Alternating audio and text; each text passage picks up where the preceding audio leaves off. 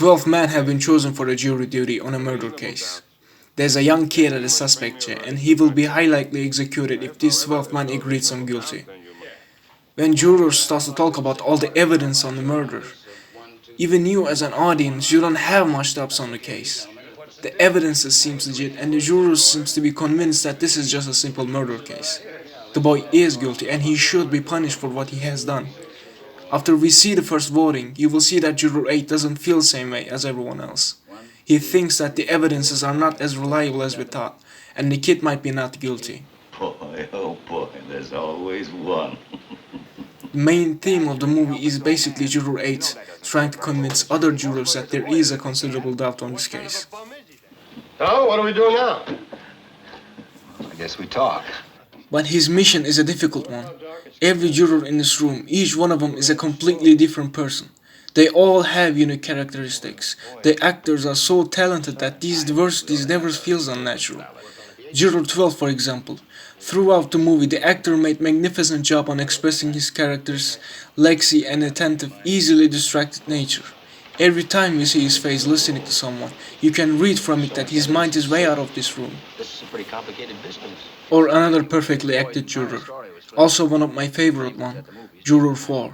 He has absolutely zero emotional feelings about the case. His every comment, every single opinion is based on nothing but the facts. His facial expressions, his dialogue, acted and written perfectly for expressing character's type. There was one scene where Juror 10 was making a racist, ugly rant about the suspect kid. Everyone was so sickened, so disgusted that they had to leave the table. They all got up one by one and showed the Juror 10 that they are not listening to him anymore. One of the only one that didn't get up was Juror 4. He sat there and listened and waited for him to be finished. After the racist man done, he destroyed one of the greatest lines in movie history. Listen to me. Listen. I have. Now sit down and don't open your mouth again. Juror 8, the one who had the first doubt on the case, knew Juror 4's analytical, objective nature.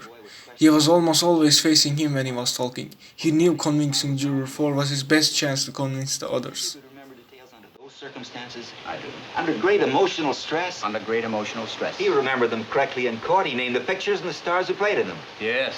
You don't hear much music or soundtrack in the movie. Even though I think good soundtrack is essential in setting the mood on the movies, I never felt its absence on this one. Director made great job putting the audience in the mood of the room with using the sounds from the environment, like the sounds coming out from the ventilators or the sounds of raindrops hitting the window. And stabbed his father with it just to test its sharpness? No, I'm just saying it's possible the boy lost his knife and that somebody else stabbed his father with a similar knife. It's just possible. This movie does what every perfect movie is supposed to do. Catches your 100% attention, makes you forget all the other things that going on in your life. With great actors and wonderful script. You forget that you're watching a film. You feel like you're just another juror in the room trying to decide if there is a reasonable doubt.